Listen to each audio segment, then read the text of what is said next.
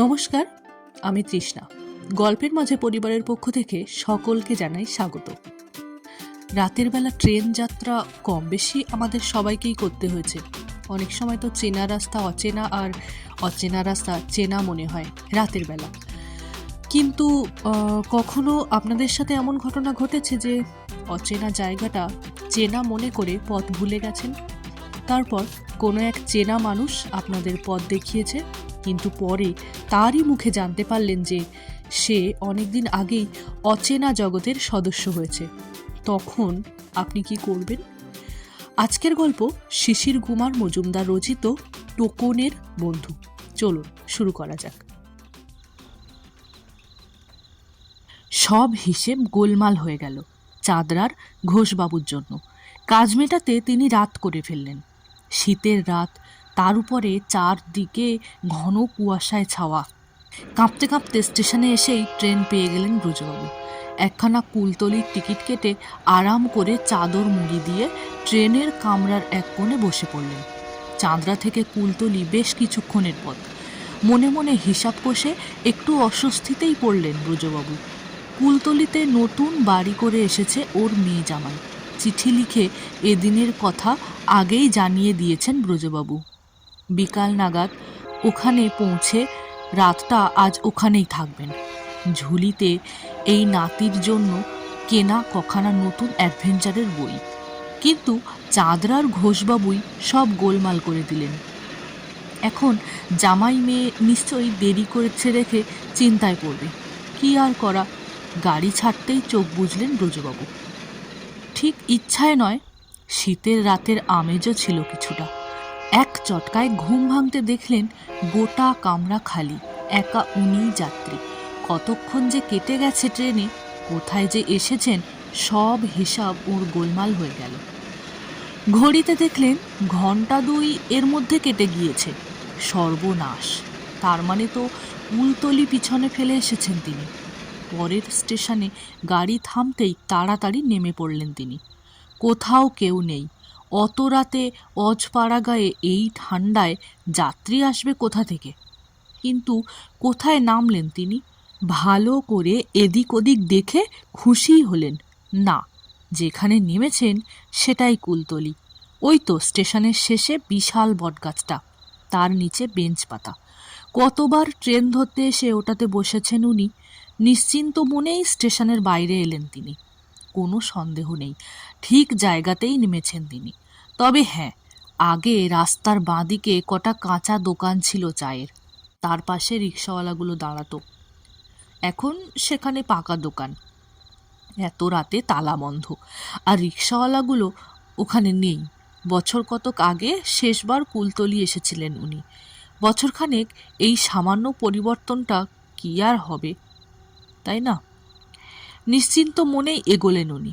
বেশ কিছুটা এগিয়েই সামনে রেলপোল। লুপ লাইনটা এখান দিয়েই গেছে। মেল ট্রেনগুলো সোজা এরই উপর দিয়ে যায়। এরপর কখানা পাকা দালান, তারপর ক্ষেত জমি, তারপর দুটো মান্ধাতার আমলের বিশাল দিঘি। তা ছাড়ালেই ভাঙা শিব মন্দির, তারপরেই সরকারি কলোনি। তার 2 নম্বর গলিতেই ওর মেয়ের বাড়ি। স্টেশনে রিক্সা না পেয়ে জোর কদমে হাঁটতে থাকলেন ব্রজবাবু। রাত অনেক হয়েছে। মেয়ে জামাইয়ের যথেষ্ট চিন্তার কারণ এরই মধ্যে হয়েছেন উনি। তবে থাক, সব ভালো যার শেষ ভালো। নানান কথা ভাবতে ভাবতে ঘোর কুয়াশা ভেদ করে সামনে এগিয়েই থমকে দাঁড়ালেন ব্রজবাবু। এ কি, সামনে আবার রেলপোল কেন? এই তো কিছুক্ষণ আগেই ওটা উনি পেছনে ফেলে এসেছেন। তাহলে এ কোথায় এলেন উনি? রাস্তা জনশূন্য, আশেপাশে বাড়ি নেই, কাউকে যে কিছু জিজ্ঞেস করবেন সে উপায়ও নেই। একটা ব্যাপার পরিষ্কার ওর কাছে, ট্রেনে ঝিমুনি আসতে কোথায় নামতে কোথায় এসে পড়েছেন উনি। বোকার মতো বটগাছ চিহ্ন দেখে নিশ্চিন্ত হয়ে ফের বেকায়দায় পড়েছেন উনি। এখন আবার ফিরে গিয়ে ট্রেন ধরতে হবে। কপালে অশেষ দুর্ভোগ না থাকলে এমন হয়? ফিরতেই যাচ্ছিলেন উনি, ঠিক তখনই সামনে ঘন কুয়াশার মাঝখান থেকে একটা অবাক করা গলার স্বর ভেসে এলো। হে কি দাদু, আপনি এখানে এত রাতে? কোথাও গেছিলেন? যাবেন কোথায়? গলাটা বড় চেনা চেনা মনে হলো ব্রজবাবুর, কিন্তু বুঝতেই পারলেন না এখানে এভাবে এত রাতে চেনা জানা কে ওর আসতে পারে, তাও ছেলে মানুষ। কুয়াশা ভেদ করে ছেলেটা ওর সামনে এসে দাঁড়ালো। নেহাতি বাচ্চা ছেলে, পরনে হাফ প্যান্ট, হাফ হাতা শার্ট, একটা গরম জামাও গায়ে নেই, তবে দেখলেই বোঝা যায় ভদ্র ঘরের ছেলে। অন্ধকারে মুখটা ওর যতটা দেখতে পেলেন ব্রজবাবু বড়ই চেনা চেনা মনে হলো, কিন্তু ছেলেটা মুচকি হেসে বলল, দাদু, আমাকে চিনতে পারেননি তো? ব্রজবাবু হ্যাঁ না কিছু বলার আগেই ও বলল, আমি তো টোকনের বন্ধু। বাপন আমার নাম। এক ক্লাসেই পড়তাম, ওই পাশের বাড়িতেই থাকতাম। স্বস্তির নিঃশ্বাস ফেলে ব্রজবাবু বললেন, ও হ্যাঁ হ্যাঁ, মনে পড়েছে মনে পড়েছে। তোমার বাবা না ব্যাংকে কাজ করেন? হ্যাঁ, ঠিক বলেছেন। তা তুমি এখানে এত রাতে কি করছো? আজ ঠান্ডাও পড়েছে বেশ, গায়ে তো কিছু দাওনি দেখছি। আমার কথা থাক দাদু, আপনি তো রাস্তা হারিয়েছেন। টোকনরা তো থাকে কুলতলি, আর এ তো আগের স্টেশন মন্দারহাট। কোথায় নামতে আপনি কোথায় নেমে পড়েছেন। তাই তো, তাহলে ফিরে গিয়ে স্টেশনে ট্রেন ধরি। আজ আমাকে কুলতলি যেতেই হবে। এখন যে ট্রেন পাবেন দাদু, তা মন্দারহাটে থামলেও কুলতলিতে থামবে না। সে ট্রেন আবার সেই সকালে। তাহলে উপায়? 11:52 শেষ ট্রেন মন্দারহাটে। ওটা সোজা কলকাতায় যায়। তা ওটাতেই কি ফিরে যাবেন? না বাবা না, চিঠি লিখে ওদের জানিয়েছি আজ আসবো। এখন না গেলে সারা রাত চিন্তায় ছটফট করবে। তার চেয়ে তুমি আমাকে একটা রিক্সা ডেকে দাও, চলে যাই। বড়াতে খরচা ছিল হবে। এত রাতে কোনো রিক্সাই ওইদিকে যেতে চাইবে না। তাহলে উপায়? ছেলেটা আবার কুয়াশায় হারিয়ে গেল। কুয়াশার ভেতর থেকেই বলল, হাঁটতে হবে দাদু, 1.5 মাইল পথ, মাঠের মাছ দিয়ে আল ধরে। না না, চিন্তা করবেন না, শীতকালে ও পথ দিয়েই বেশি লোক চলে দিনে। তবে আমি যদি সঙ্গে থাকি তো রাতেই বা ভয় কি। চলুন আমার সঙ্গে, আপনাকে পৌঁছে দিয়ে আসছি। মনে নানান প্রশ্ন জাগলো ব্রজবাবুর। থাকতে না পেরে বললেন, সে কি, এত রাতে তুমি আমাকে পথ দেখিয়ে নিয়ে যাবে? তোমার বাবা মা? বাপন বাধা দিয়ে বলল, ও নিয়ে ভাববেন না, ওনারা আজকাল এখানে থাকেন না, বদলি নিয়ে অন্য জায়গায় চলে গেছেন। আমি এখন একাই থাকি এখানে, একদম একা। না মানে তোমরা থাকতে কোথায়? তোমরা না টোকনদের বাড়ির পাশে থাকতে, কুলতলিতে? হ্যাঁ, থাকতাম তো, ঠিক পাশের বাড়িতেই। সে বাড়ি তো ভাড়া বাড়ি ছিল, তাই 2 বছর আগে বাবা এইখানে এই মন্দিরহাটে বাড়ি করেছিলেন। সেই থেকেই আমি এখানে। ও তাই বলো। তা বাবা মা না থাক, গার্জেন তো কেউ আছেন? চলো আমি নয় তার কাছ থেকে তোমাকে সঙ্গে নেবার পারমিশনটা নিয়ে নিই। আজ রাতে না হয় কুলতলিতেই থেকে যাবে। খুব মজা হতো তাহলে, কিন্তু দাদু ওসব আর হবার নয়। তার চেয়ে আপনি ওই ডান দিকে পায়ে চলা পথটা ধরুন তো। রোজ আমি স্কুল যেতাম ওই পথটা দিয়ে। এমনিতে যেতে বেশ, কিন্তু বর্ষাকালে কাদায় কাদায় চারিদিক পিছল আর প্যাচপ্যাচে হয়ে পড়ে। তাছাড়া তখন এইদিকে ধান জমি সব জলের তলায় ডুবে যায়, সাপের ভয়ও থাকে খুব। এখন শীতকাল, কোনো ভয় নেই। চলুন আপনাকে পৌঁছে দিয়ে আসি। মনটা বেশ খুঁতখুত করতে থাকলো ব্রজবাবুর। ছেলেটার কথাবার্তা যেন কেমন, এত রাতে অতটুকু ছেলে একা যাবে? কিন্তু কি আর করবেন উনি, নিরুপায় হয়ে ওর কথা মতোই হাঁটতে আরম্ভ করলেন। মনে মনে ঠিক করলেন এত রাতে আর ওকে একা ফেরত পাঠাবেন না, ধরে রাখবেন কুলতলিতে। এসব ভেবে মনে যেন উনি একটু স্বস্তি পেলেন। ভাগ্যিস ছেলেটা এসেছে এই শীতে সাহায্য করতে, তা না হলে তো আর ভাবতেই পারলেন না ব্রজবাবু। হাঁটতে হাঁটতে প্রশ্ন করলেন, তুমি তো টোকনের সঙ্গে একই ক্লাসে পড়ো না? হ্যাঁ, পড়তাম। পড়তাম কেন? অবাক হয়ে ব্রজবাবু জিজ্ঞাসা করলেন। উত্তরে বাপন বলল, দাদু দাদু, আপনি এত বাঁ দিকে যাবেন না। ওদিকে একটা চোরা গর্ত আছে, খুব গভীর। আমিও আগে জানতাম না, বিপদ তো সেই জন্যই ঘটেছিল। এসব কথা ব্রজবাবুর কানে ঠিক গেল না। ডান দিকে সরে এসে উনি আবার ওর প্রশ্ন জেদ টানলেন। পড়াশোনা ছেড়ে দিয়েছো নাকি? হাতের কাজ টাজ শেখো। কি করো আজকাল? ছেলেটা কোনো উত্তর দিল না। সঙ্গে সঙ্গে একটা কথা মনে হলো ব্রজবাবুর। তবে কি এ ছেলে বয়ে গেছে? না না, তাই বা হয় কি করে? ও তো টোকেনের বন্ধু। বয়স বড়জোর 10 কি 12। ও বয়স তো বয়ে যাওয়ার নয়। তবে ব্রজবাবু থাকতে না পেরে ফের জিজ্ঞাসা করলেন। ও কি হে, কি হলো তোমার? কথা বলছো না যে? থেকে থেকে ঘন কুয়াশায় ঢেকে যাচ্ছিল চারদিক। কখনো ছেলেটাকে দেখা যাচ্ছিল, কখনো ও হারিয়ে যাচ্ছিল। তেমনি কুয়াশায় ও তখন হারিয়ে গেছে। উত্তর না পেয়ে বেশ অস্বস্তিতে পড়লেন ব্রজবাবু। চাপা গলায় ডাক দিলেন। বাপন, কোথায় গেলে তুমি? কুয়াশার মাঝখান থেকে বাপন উত্তর দিল। ঠিক চলেছেন দাদু, চিন্তা করবেন না। আর কিছুটা এগোলেই পাকা পথ। ওখানে পৌঁছালে সোজা কুলতলি। আর আধা ঘন্টায় পৌঁছে যাব। খুশি হয়ে ব্রজবাবু বললেন। হ্যাঁ, কি বলছিলাম যেন? ও, তোমার পড়াশোনার কথা। কুয়াশার মাঝ থেকেই বাপন বলল। জানেন দাদু, আমি না পড়াশোনায় খুব ভালো ছিলাম। টোকনের সঙ্গে খুব ভাব ছিল আমার। বাবা ব্যাংক থেকে ধার নিয়ে এই মন্দারহাটে বাড়ি করলেন। এখানেও ভালো স্কুল আছে। আমি বললাম, নতুন স্কুলে আমি কিছুতেই পড়বো না। বাবা বললেন, 1.5 মাইল পথ রোজ যাবি কি করে?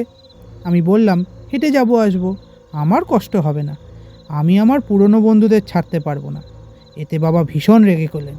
বললেন, যা ইচ্ছা তাই কর। ব্যাস, আর আমাকে বদলি নিতে হলো না। আমরা নতুন বাড়িতে উঠে এলাম।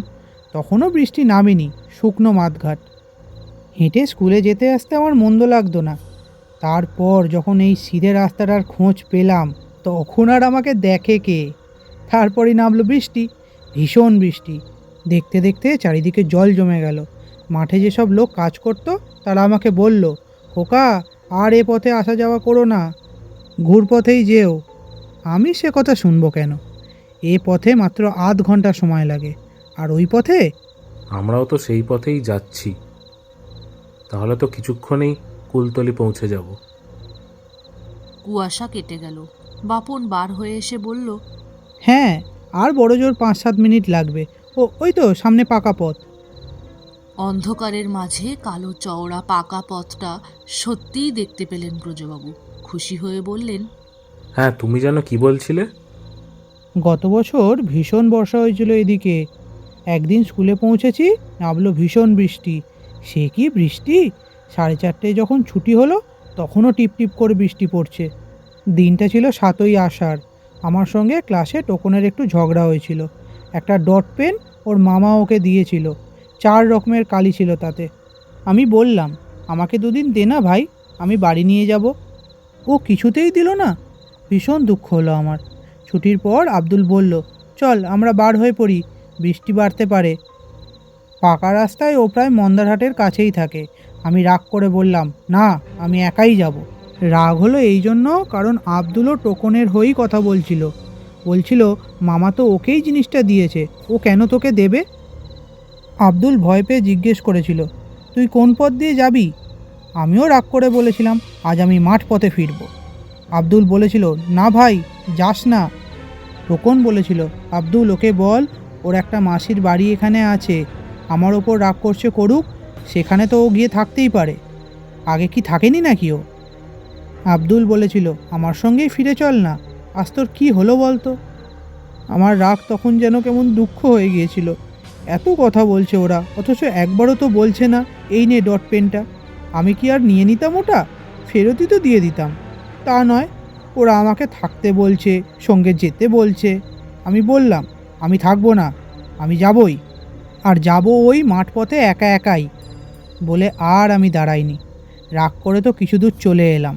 পায়ের পাতা ডোবা জল ক্রমে হাঁটু ছাড়িয়ে যখন প্রায় কোমর পর্যন্ত উঠে এলো, আমি ভয় পেয়ে গেছিলাম। কোন দিকে পথ, কোন দিকে যে যাব কিছুই বুঝতে পারছিলাম না। ভীষণ ভয় পেয়ে ঠিক করলাম ফিরেই যাব। আজ নয়, টোকনের বাড়িতেই থাকবো রাতে, তারপর ফিরতে গেলাম যেই। থামল বাপন। ব্রজবাবু প্রায় আতঙ্কে বললেন, কি সাহস তোমার! এমন রাগও করে কেউ? ভাগ্যিস ফেরার বুদ্ধি করেছিলে। কুয়াশায় আবার প্রায় হারিয়ে যাওয়া বাপন বলল, ওই দেখুন, গলির মুখে টোকনের বাবা দাঁড়িয়ে আছেন আলো হাতে। আমি যাই দাদু। ব্রজবাবু হাঁ হাঁ করে চেঁচিয়ে উঠলেন, যাবে মানে? পাগল হলে নাকি তুমি? বাবা মা নেই তা বলে কি আমরা নেই নাকি? চলো বাড়ি চলো আজ রাতে। কুয়াশায় একদম হারিয়ে গিয়ে বাপন বলল, পথের মাঝে সেই গর্তটাতেই আমি পড়ে গিয়েছিলাম সেদিন দাদু, আর উঠতে পারিনি। 5 দিন পর জল নেমে গেলে আমাকে সবাই খুঁজে বার করে। মানে? চেঁচিয়ে উঠলেন ব্রজবাবু। জমাট বাঁধা কুয়াশার মাঝখান থেকে প্রায় হারিয়ে যাওয়া গলার স্বর ভেসে এলো, দুঃখে বাবা মা বাড়ি বিক্রি করে চলে গেছেন। টোকন আর আব্দুল খুব কেঁদেছিল। দাদু, সবাইকে বলবেন আমি ওদেরকে খুব ভালোবাসি। নতুন জায়গায় বাবা মা বাড়ি করেছিল বলে হয়নি। আর ডট পেন, দূর, ওসব কিছুই না। ও আমার ভাগ্য। কাউকে পাচ্ছিলাম না এসব কথা বলতে। আপনি এলেন তাই বললাম। এবার আমার ছুটি। যাই দাদু। গলার স্বর মিলিয়ে গেল। ব্রজবাবু তাকিয়ে দেখলেন, ওদিক থেকে আলো হাতে ওর জামাই হন্তদন্ত হয়ে এগিয়ে আসছে। কাছে এসে অবাক হয়ে বলল, এ কি, এদিক থেকে কি করে আসছেন আপনি? শান্তভাবে ব্রজবাবু জিজ্ঞাসা করলেন, টোকনের বন্ধু বাপ্পনের বাবা মায়ের নতুন ঠিকানাটা কি জানো তুমি? দিও তো, একটা জরুরি চিঠি লিখবো।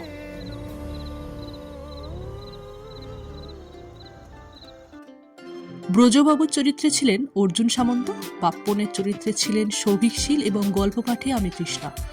আজকের গল্প এখানেই শেষ করছি। আপনাদের সঙ্গে আবার দেখা হচ্ছে কোনো এক নতুন গল্পের মাধ্যমে। ততক্ষণে লাইক, কমেন্ট এবং চ্যানেলটি সাবস্ক্রাইব করে আমাদের পাশে থাকবেন, বন্ধুদের সাথে শেয়ার করবেন। ধন্যবাদ।